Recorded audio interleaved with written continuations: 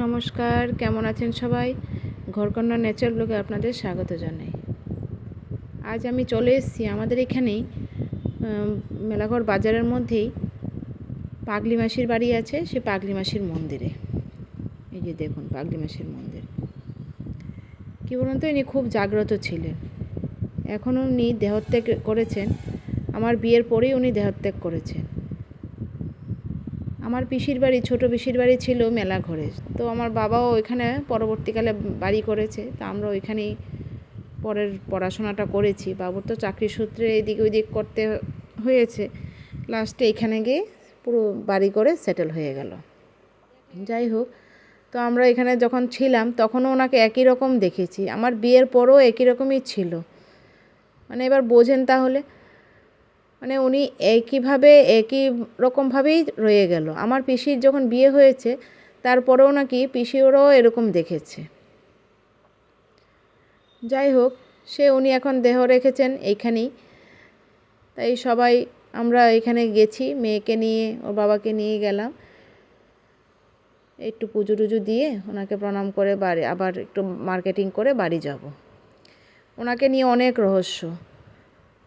যাই হোক, এখন বললে অনেক কথা। উনি নাকি যা বলতো তাই ফলে যেত, আর সত্যিই তাই। আমরাও কিছু কিছু চোখে দেখেছি, একদম যে কিছু দেখিনি তা না। আবার কিছু শোনা কথাও আছে, আমার পিসেমশাই ওরা বলতো, ওরাই দেখেছে। একবার নাকি আমাদের এখানে খুব বন্যায় নাকি ভাসিয়ে দেবে বলেছিল বাজার, এই মেলার। আর ঠিকই তাই, কিছুদিনের মধ্যেই তাই হলো। এরকম টুকিটাকি আরও অনেক ঘটনা আছে, আপনাদের এই একটা দুটো বলি। আমার বাবাকেও একবার এরকম বসিয়ে রেখেছিল।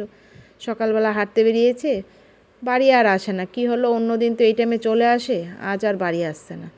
বলতে বলতে লাস্টে দেখা গেল যে ওইখানে গিয়ে বসিয়ে রেখেছে উনি পুরোপুরি কথা বলতো না, কিন্তু উনি মানে মুখে যা বলতো সেই করতে হতো, আর সবাইকে তাই লেগেও যেত যেভাবে বলতো। যাই হোক, বসিয়ে রেখেছিল, পরে আস্তে ধীরে সে বেলায় ছেড়েছে, বাড়ি এসছে। ঠাকুরের আশীর্বাদে কোনো খারাপ কিছু দেখিনি, সবই ভালোই হয়েছে।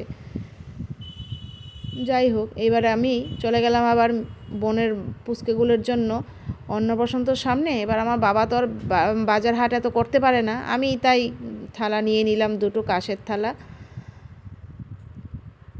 থালা গ্লাস বাটি সবই নিতে হলো, আমিই নিয়ে নিলাম। কারণ আমার বাবা এসব পারে না বাজার হাট করতে, এখন তো বয়স হয়েছে, আগে তো সবই একা হাতে করতো। আর আমি যখন বেরিয়েছি ভাবলাম একবারে নিয়েই যাই পুচকে দুটোর জন্য। আর এখানে আমার বাজারে আরও দোকান আছে, দুই দাদার, আমার পিসির জায়ের ছেলেরা আর কি।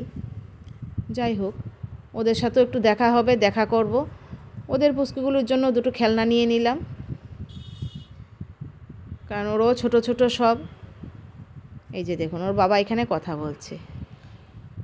যাই হোক, আমি আবার এক্ষুনি বাড়ি চলে যাব, কারণ বাড়িতে আবার মা ওরা রয়েছে।